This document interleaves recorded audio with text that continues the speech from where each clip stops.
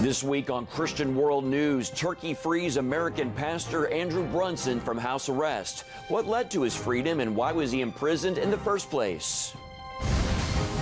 Plus, Nikki Haley resigns as the United States ambassador to the UN, leaving behind a legacy of strong support for Israel and the Jewish people. Who will fill her shoes and what will she do next? And Hurricane Michael barrels through the Florida Panhandle. High winds and heavy rain destroy homes and rip apart buildings. We show you what the church is doing to help survivors in the midst of the storm. Welcome to Christian World News. I'm Mark Martin. George Thomas and Wendy Griffith are on assignment. Pastor Andrew Brunson is finally free. A Turkish court ordered him released from house arrest and said he could leave the country. Brunson has been imprisoned for more than 2 years on terrorism charges. As Chris Mitchell reports from Jerusalem, Brunson's arrest has brought two NATO allies, the United States and Turkey, face-to-face in a major geopolitical confrontation over the fate and future of this evangelical minister. Pastor Brunson's ordeal has mobilized Christians around the world. Hundreds of thousands of people have been praying for Pastor Brunson, not just in the United States, but around the world. Before the court hearing, U.S. Vice President Mike Pence said the release of Pastor Brunson has been a priority for the Trump administration. Our administration has made very clear that we will continue to stand strong until Pastor Andrew Brunson is free and back home in the United States with his family and with his church. This is historic in that how many times they have actually brought this subject up in high-level conversations with the Turkish administration. Turkey accused Brunson of participating in a 2016 coup to overthrow the government of Turkish President Erdogan and faces up to 35 years if convicted. His latest trial took place near the city of Izmir, known as ancient Smyrna in the New Testament. Brunson ministered for more than 2 decades in his church and denied the charges. The Trump administration imposed economic sanctions against Turkey to secure his release. Middle East analyst Michael Karam said Pastor Brunson stood for more than his own freedom. I believe this is really a call to prayer, not only for Andrew, but for the Turkish and Kurdish and Arab and Syrian and Iraqi and Iranian people, all living very much close, because it's clear that Andrew Brunson is in prison or under arrest for one reason, and that's his hope and faith in Jesus Christ as the Messiah, not only of the West, but of the entire world. Brunson is expected to be back in the United States soon. Chris Mitchell, CBN News, Jerusalem. What an answer to prayer. And CBN News Chief International Correspondent Gary Lane joins us now. Welcome, Gary. Glad to be here. What role did the Trump administration play in all of this? Well, a huge role. I mean, we have to give credit to God first and foremost. Yes, definitely. But Donald Trump never gave up on Andrew Brunson, and he was always speaking about it. Also, think of the Christians that are around him in his administration. Vice President Mike Pence, he was tenacious on this issue. Also, Mike Pompeo, Secretary of State. They always brought it up. They, I'm sure, in their own prayer times, prayed for Andrew Brunson. Oh, I believe it was that. a big issue for them. Yes, sure was. Sure. What kind of financial pressure did the United States put on Turkey? Well, that probably politically that was a big key as well, because what the Trump administration did, Donald Trump, if you remember, last July and August, in July 25th, he was not released. Brunson was not released. He was put under house arrest. Everyone thought he'd be freed at that time. Trump was angry about that. He said, we're going to impose sanctions right away. And what he did, Mark, is he imposed sanctions on the two of the top officials in the Turkish government, one the justice minister, the other the interior minister. And right away they did that. And then he threatened more sanctions against Turkey, saying basically we'll impose sanctions on aluminum and steel if you guys don't let Brunson go. Well, let's talk more about prayer and the role that it played in all of this. Well, prayer played a big role. Christians around the world got on their knees and they prayed for Pastor Brunson. They prayed in their own time and also as groups. And we can't say enough about that, the importance of that. That may have made the difference in this. Oh, I believe so. And inspired our leaders also to keep pushing for it. Yeah, and build their confidence and their faith. Sure. But let's not forget about Brunson. I mean, this man had strong faith. He never let up. Andrew Brunson was a man of faith. He did say at times when he was in prison, sure, he got a bit depressed, but he said, look, this is a privilege to serve in prison for Jesus in this way. And then today he said, look, I love Jesus, I love Turkey. Yes, he even lost 50 pounds, but he was even talking to inmates in prison about Jesus. Yes. What a testimony he has. Yes, he may have lost weight, but not faith in Christ. That's right. Thank you, Gary. Appreciate it. One of Israel's strongest supporters in the Trump administration is leaving her post. In her role as ambassador to the United Nations, Nikki Haley defended the Jewish statehood and stood against anti-Semitism in the global body. Haley's announcement that she's leaving the administration surprised many, but not the president. CBN's White House correspondent Ben Kennedy has more. Haley initially told President Trump of her plans to resign about 6 months ago. She now made it official and plans to stay at her post until the end of the year. I think you have to be selfless enough to know when you step aside and allow someone else to do the job. So thank you, Mr. President. It's been an honor of a lifetime. UN Ambassador Nikki Haley becomes the latest in a line of high-profile departures from the White House. It was a blessing to go into the UN with body armor every day and defend America. She represented the U.S. with a strong voice at the UN, speaking out on North Korea, Russia, and Iran. Haley went on the attack against Syria's President Bashar al-Assad for the use of chemical weapons on civilians. The monster who was responsible for these attacks has no conscience, not even to be shocked by pictures of dead children. She stood up for those without a voice when the U.S. withdrew from the UN Human Rights Council. When a so-called Human Rights Council cannot bring itself to address the massive abuses in Venezuela and Iran, and it welcomes the Democratic Republic of Congo as a new member, the Council ceases to be worthy of its name. While at the same time fighting for Israel. I think you look at the anti-Israel bias and the strength and courage that the president showed in moving the embassy. She cited her Christian faith as a reason to support Israel, later teaming up with the president's son-in-law, Jared Kushner, to work toward a peace deal with the Palestinians. What I've done working with him on the Middle East peace plan, it is so unbelievably well done. Haley sat down with CBN's chief analyst, David Brody, to talk about her impact on the UN. Since day one, you've gone in there to shake things up. How tough has that been? Every day I put on body armor because I know there's going to be a fight. I'm just fighting a different thing every day. Senators confirmed the former South Carolina governor as U.S. ambassador to the UN on day 4 of Trump's presidency by a vote of 96-4. She will end up serving nearly 2 years at her post, citing it was time to step aside. You've been fantastic. You're my friend. And I just, on behalf of the country, I want to thank you for a great job. Thank you. Now, President Trump said he will name a successor in the next 2 or 3 weeks. As for what's next, Haley said she will not run in 2020 and will support President Trump's re-election. Ben Kennedy, CBN News, the White House.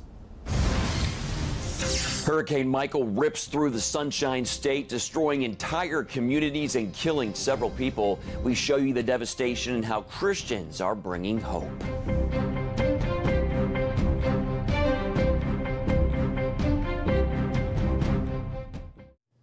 Welcome back to Christian World News. Hurricane Michael brought utter devastation to the Florida Panhandle. The Category 4 storm brought 155-mile-an-hour winds and a killer storm surge that wiped out everything in its path. Gary Lane reports.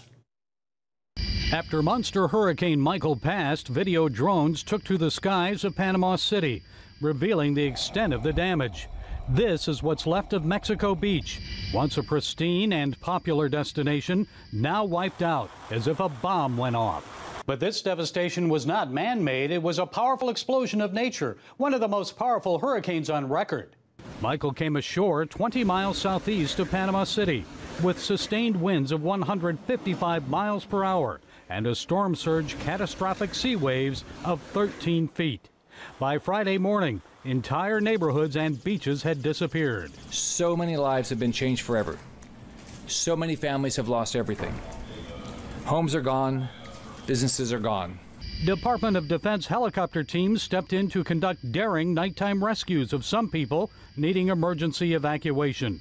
And at daylight, search and rescue teams went door to door, looking for people who may still be trapped inside their homes. Mexico Beach took the brunt. That's probably ground zero. The hurricane ripped the roofs off hotels and homes, shredding vinyl siding and scattering wood like toothpicks. We were hiding in the closet, and all I could hear was a lot of wind, and I thought the roof was going to come off. This woman and her husband were nearly swept away by winds and storm surge. We'd let the current take us to the next stop, and then we'd grab onto a tree. Michael moved quickly through Georgia, the Carolinas, Virginia, and then out to sea. Floodwaters surged through the Carolinas, already drenched by Hurricane Florence. Downed trees and gale-force winds knocked power out to 900,000 homes and businesses. This Virginia woman attempted to drive through rising floodwaters. I was thinking it was sinking fast. When I turned, I immediately started sinking, and I knew that I had hit the ditch. And I put it in reverse, and of course, it didn't go anywhere. I just thank God that my kids or my grandkids were not in the car. Michael brought hardship in the southeast, but devastation in the Florida panhandle. Churches, of course, are some of the first responders in the hardest hit areas. Pastor Cole Bailey of Lighthouse Church in Panama City Beach says teams from his church began going out after the winds dropped to check on those who rode out the storm. They also checked for damage to the homes of those who evacuated. Hurricane Michael basically destroyed Lighthouse Church, as you can see there, ripped the roof off the main campus church sanctuary, collapsed the walls, and flooded this sanctuary. But Bailey says the church is more concerned about its people right now. Buildings are very important. Of course, we love to have a place to congregate and worship. But what all of our staff and myself and what we're all doing right now is we've got teams going out. We're checking on everybody's home. We're checking on them, because you can rebuild buildings, but we're in this thing to make sure that everybody is taken care of and loved. Bailey told CBN News that multiple churches outside of the area have reached out to him and will help to coordinate meals for people in Bay County. I think everyone's still in shock, to be honest. Most people have never lived through anything like this, and with this amount of damage, I think really people, we're used to having air conditioning power and push a button and do whatever you want to do. Most people have never been through anything like this.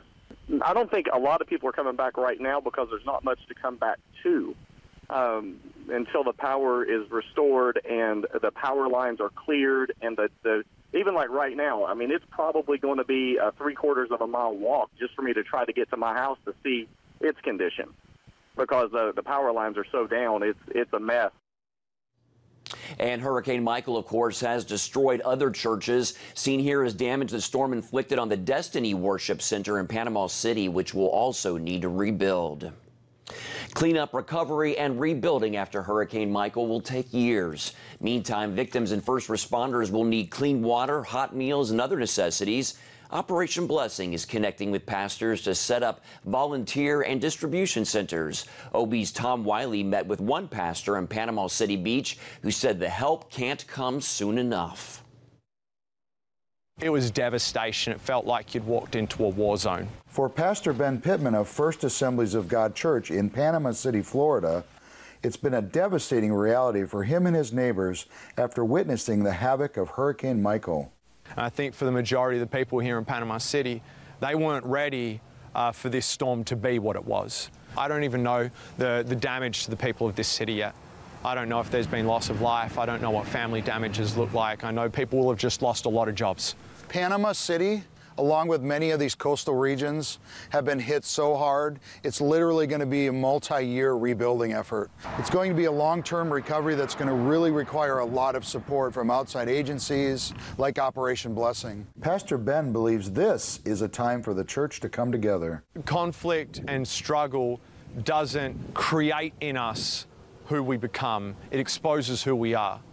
And so as a pastor, I'm looking at my people because that's the church. And I'm about to find out what kind of people we have as a church. Now is where the rubber meets the road for me. What kind of people do we have in our church? And from what I've seen already, it's pretty phenomenal. And it's strange, it's a little bit crazy to think that even in something like this, that we would see God move. When I find out that Operation Blessing is here to serve us, the initial reaction that I have is we are not worthy to keep this blessing for ourselves. This had better go to the whole city. When I hear of an organization coming in like Operation Blessing, I have to give it away. It has to go bigger than Panama City First Assembly. And that's wonderful to hear. Operation Blessing is also at work internationally, right now helping victims of the killer quake and tsunami that struck Indonesia. Tremors are still hitting the area, and many people are living in tents for fear of another quake.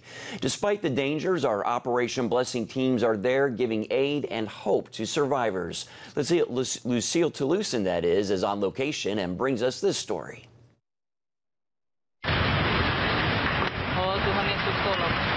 Furman shouted, "Jesus help, Jesus help," while recording this video of mud swallowing up his village. It's a miracle I managed to come out of it alive. While there were miracle stories of surviving the earthquake and tsunami, there were thousands who did not make it. One of the many tragic stories includes Fatna. Her husband died during the earthquake when the building where he worked collapsed on him. Now that he's dead, I don't know where to turn to.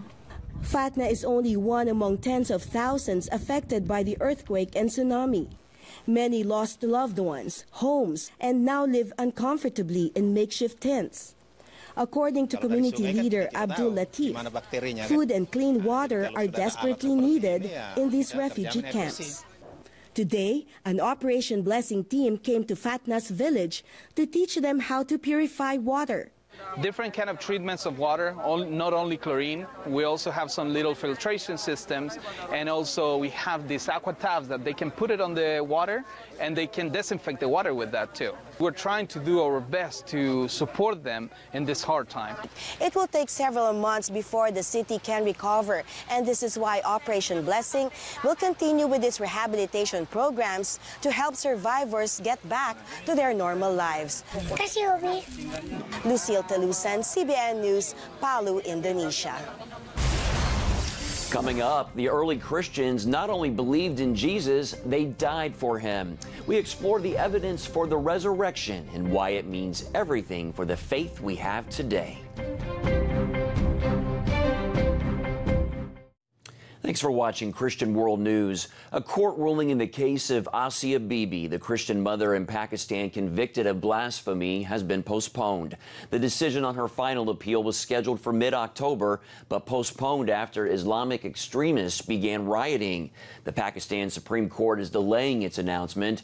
Bibi has been jailed for more than 9 years, and if her conviction is upheld, she could be the first woman in Pakistan to be executed for blasphemy. Christianity was persecuted right from the start, with thousands of its earliest disciples killed or jailed. So what made the faith so compelling that converts would risk their lives for their faith? David Limbaugh explores the answers in his new book, Jesus is Risen. He tells our Paul Strand it has to do with a Savior resurrecting his worst persecutor and making him a fiery advocate. Some say that the idea of Jesus' resurrection and divinity was added decades later, that the early apostles and believers didn't believe that. Tell me about that. That's absurd on its face.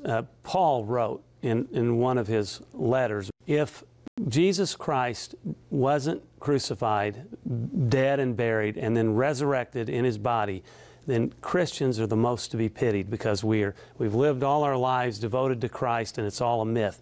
His bodily resurrection is central to Christianity. His coming in history, his intervening in history as God and human, and dying and then being resurrected. And of course they believed it from the very first, which is why there was so much controversy. One of the main reasons there was controversy. The truth is the gospel was always as the gospel is today. I know at the start that they were mostly preaching to Jews, but tell us about the first Gentile who was converted. Cornelius was a Roman centurion who wasn't steeped in the Jewish law. And he was kind of, it was a cold call, so to speak. But God gave Peter a vision that from a carpet coming down with unclean animals, and eat these, God said in the vision, or the angel. And Peter said, I can't eat those, those are unclean. So then he arranges for Cornelius, who also had a vision, to meet, make a long story short. And Peter ends up converting Cornelius and his family through faith in Jesus Christ. There's no one different. All are the same under Christ. No Jew, no Gentile, no Greek, no slave, no free person. We're all one in Christianity. And that vision of the unclean animals was to let him know God makes nothing unclean. This is a new covenant now. We're all able to come together and be saved through Jesus Christ. Your book is about the book of Acts and the first 6 letters that Paul wrote. Do you find in there that a message that anybody is so evil, so unreachable, so bad that they cannot be saved? No, Paul was an Orthodox Jew, and he was the most unlikely person to be saved, but he was confronted by Christ on the Damascus Road and converted personally by Christ. Why are you persecuting me? Not why are you persecuting the church. Persecution of the church was persecution of Jesus Christ, and he personalized it for Paul. And so he converted Paul to be the lead evangelist to the Gentiles, but he chose Paul because he was so passionate and such an ardent, sincere person and so relentless. And so he took and he spread the gospel, forming and planting all these churches. But no one is beyond the love of Jesus Christ unless they place themselves away from him, unless they outright rebel and reject him. But that's a matter of volition. I believe in free will. But he has opened himself up to anyone. You knock and I'll open the door. Seek and you shall find. Could you say Paul's most effective techniques and arguments for making converts to the faith? What would you say was his best? His main thing was he would take people as he found them. He would not sweat the small stuff. Around Jews, he would adopt Jewish practices, but he would never betray his faith. Do whatever made people comfortable so he could evangelize. It's kind of like Ravi Zacharias says, know the questioner as well as the question. Understand who you're talking to. Don't be a scold. Don't be a legalist. Try to relate to them on their own terms and then give them the truth about the God of the universe, the Savior, Jesus Christ, because that's a universal language we can all understand regardless of our cultures. All right. Thank you, David. We've been talking with David Limbaugh, author of Jesus is Risen, Paul and the Early Church. Finally, on Christian World News, more than 16,000 people heard the gospel in Mexico this month. According to evangelist Franklin Graham, hundreds of people gave their hearts to Jesus during the Festival of Hope in Monterrey. More than 500 churches prayed and participated in the event. Michael W. Smith performed and Graham shared the gospel. He wrote, "I told the full house at Arena Monterrey that there was nothing more valuable than a soul. Your soul's destination depends on whether you accept or reject Jesus Christ during this life. It is the most important decision you will ever make." Very true. And thanks for joining us this week. Until next week, goodbye and God bless you.